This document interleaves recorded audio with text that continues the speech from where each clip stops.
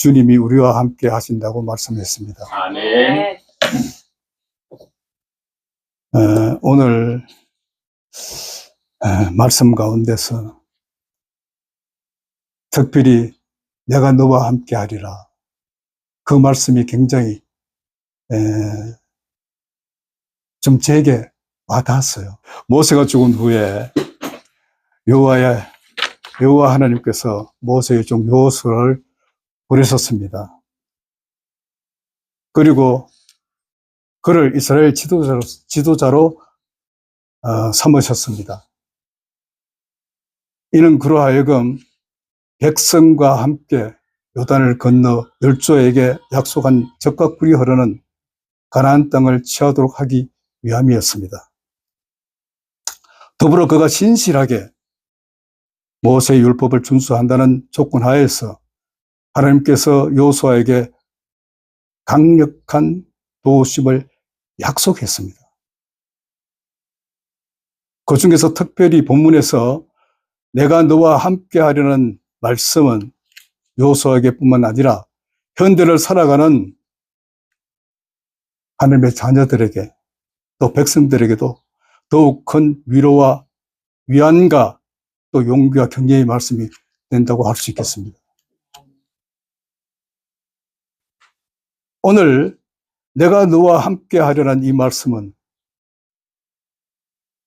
약한 자를 강하게 하는 말씀이죠.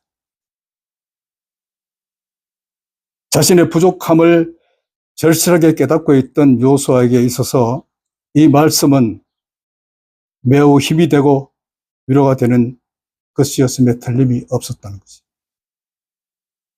누구나 하나님 앞에서 자신의 부족함을 깨닫고 겸손하게 엎드리는 저는 하나님의 말씀 속에서 그 부족한 것을 깨닫게 되는 법입니다. 뿐만 아니라 어리석고 약하며 용기 없는 사람도 하나님께서 함께해 주시면 지혜롭고 강하며 담대한 사람으로 변할 수가 있다는 것입니다. 이 약속의 말씀으로 말미암아 여호수아는 담력을 얻어 승리의 증군이 되었습니다. 하나님을 믿고 의지할 때 모든 적들은 어린아이와 다름이 없고 또 강한 요새는 소막과 같았습니다. 철병거는 바람에 흔들리는 들의 잡초와 다를 바가 없었던 것입니다. 바울은 로마서에서 만일 하나님이 우리를 위하시면 누가 우리를 대적하리오라고 외쳤습니다.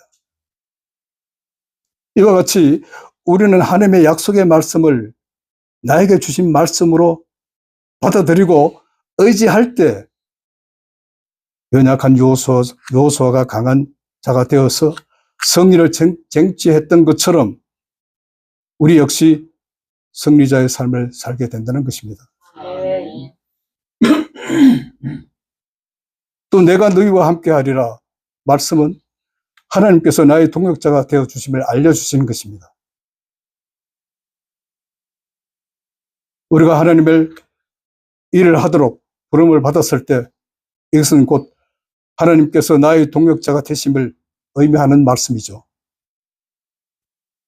본문에서 여호수아가 수행해야 할 일은 곧 하나님의 일이었으며 여호수아는 이를 굳게 믿었다는 것입니다. 여호수아는 그가 기쁨으로 하고자 하는 일 자체가 하나님의 영광을 위하는 것임을 의심하지 않았습니다. 따라서 이 일에 있어서 하나님께서 늘 함께 하시고 도와주실 것을 확신했다는 것입니다. 여러분은 어떻습니까? 자기가 평생의 사업으로 하고 있는 일이 하나님께서 주신 하나님의 일이라고 확신하고 있으십니까? 그런 확신이 있다면 하나님의 이름을 굳게 믿고 계속 전진하시길 바랍니다. 하나님께서는 여호수아에게 동행하셨던 것처럼 여러분과도 함께 하십니다. 하나님께서는 오늘에 있어서도 당신의 기뻐하신 뜻대로 살아가는 그의 백성들을 향해서 내가 너희와 함께하리라 말씀하시며 우리와 동역자가 되심을 증거하고 계신다는 것이죠. 그러나 많은 사람들이 하나님의 백성 중에도 아주 중요한 그들의 사업을 시작하면서도 하나님에 대해서 전혀 생각지 않은 분들이 계십니다. 이런 사람들은 하나님께로부터 여호수아에게 주었던 귀한 약속을 받을 수가 없어요.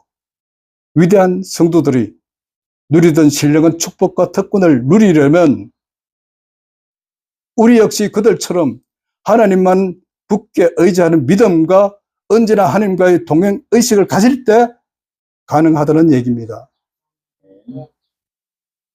우리가 이것을 꼭 놓치지 말고 기억해야만 해요. 우리가 예배드리고 조금만 나가면 잃어버리잖아요. 잃어버리면 안 돼요. 또 내가 너희와 함께하리라는 말씀은 신앙의 연단과 시험을 내포한다는 얘기입니다.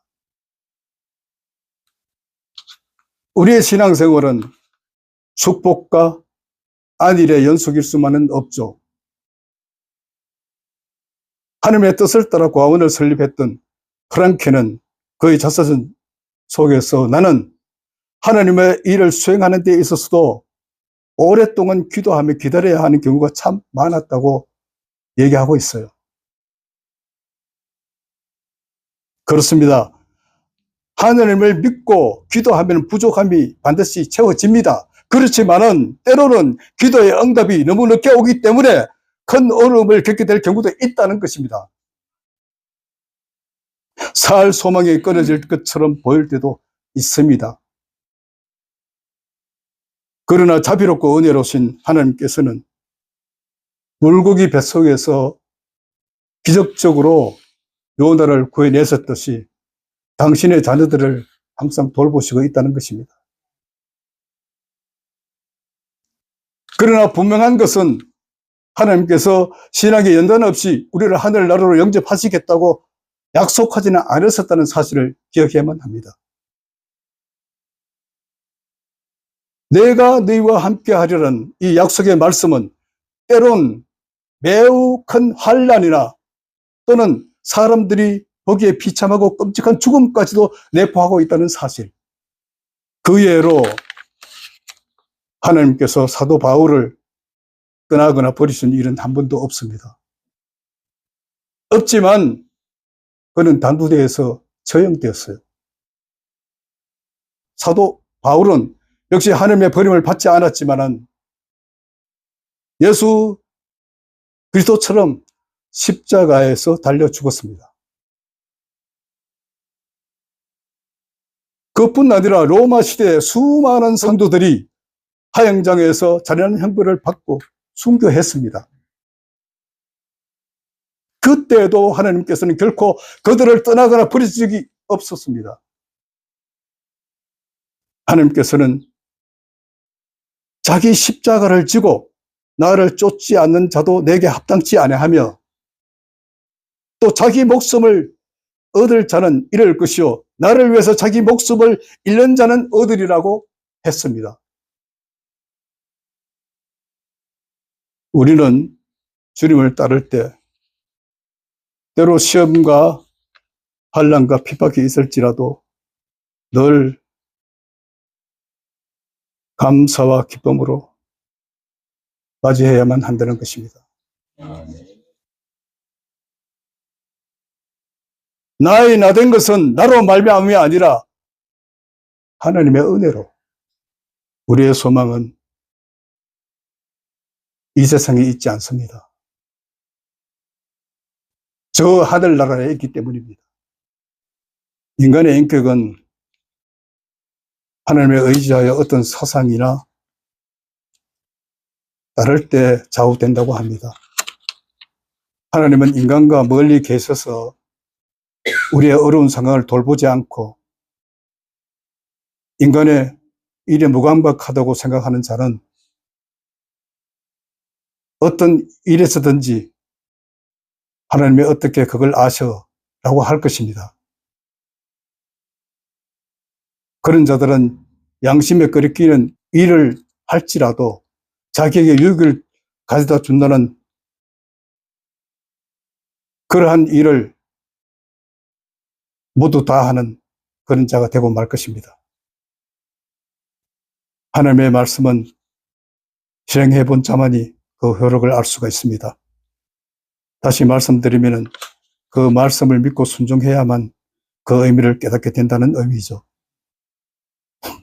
혹시 그 말씀대로 했다가 안 되면 어떡하냐는 식의 믿음은 결국 하나님의 축복도 말씀의 깊이도 체험지 못하는 불행한 결과만 가져다 줄 운이라는 사실을 기억하시길 바랍니다.